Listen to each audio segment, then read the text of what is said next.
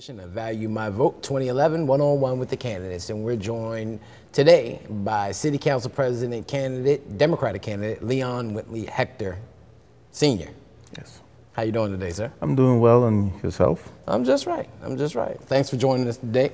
And so let's get into it. You are thus far one of the only candidates to file to run against the incumbent, Bernard Jack Young. What made you decide to run for council president in 2011?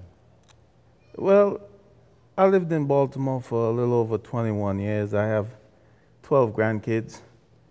And if I stand without them, I leave no future for them. Jack Young's been in office too long. We cannot wait for Jack Young to lift weight, to get strong. Our children cannot wait. Their schools are falling apart, and that's my main concern for running. The economy, jobs.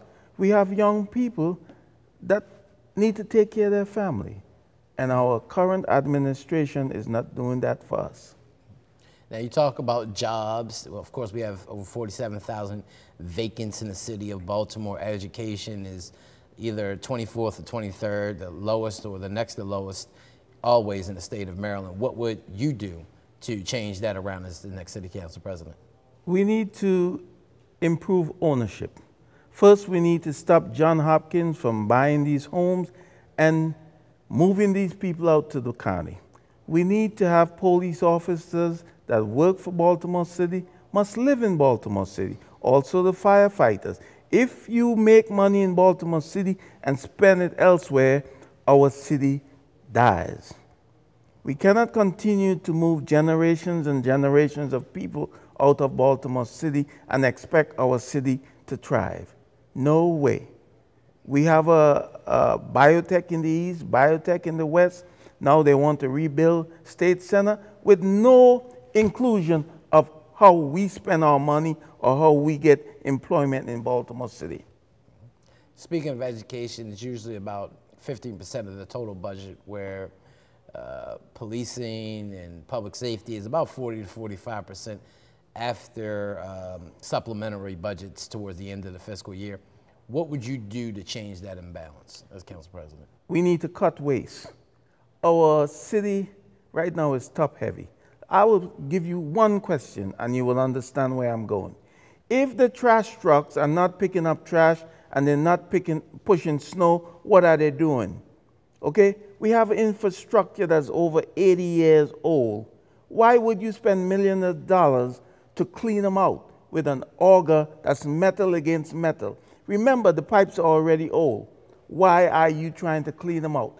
This is the reason why we have so many water main breaks every day, and we're going to continue to have them until we do something different. Anybody in the right mind that have an old pipe in their house is not going to run a metal auger through it to clean it out. They're going to try to make that pipe last as long as they can until they can replace it. So do we have a bunch of old pipes there in City Hall? Does some of them need to go? We got some old pipes in City Hall that say nothing, do nothing, and if we remove them, we will miss nothing. Nothing from nothing leaves nothing. These bums and marauding pocket packers need to go.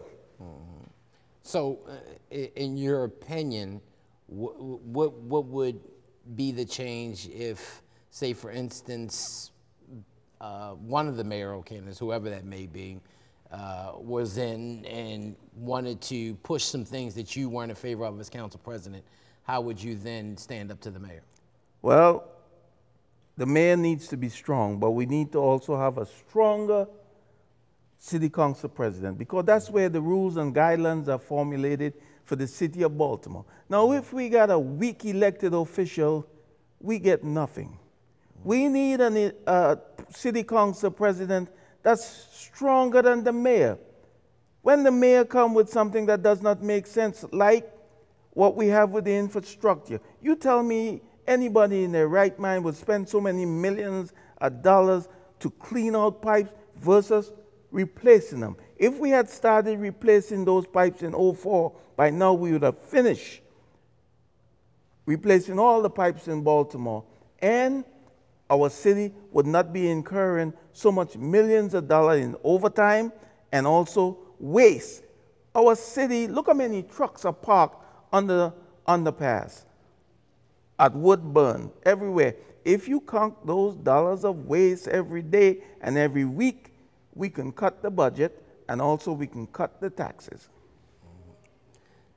So how will the voters who are watching this, how can they get in touch with you and your campaign to find out more about what you're doing or how to get involved and help you in what you're doing in your campaign? First, I'm on Facebook. They can also call 410-444-5671 or my cell phone. I'm available 24 hours a day to anyone who would like to call me, 410-215-6420, or send me an email at hector37@hotmail.com, or on Facebook. All my information is there. Okay, well, I want to thank you for joining us and taking your time out to sit down one-on-one with the voters who are watching this, and wish you all the best in your run for City Council President. Thank you very much, sir. Thank you. And God bless. And we'll be back with more of Value My Vote.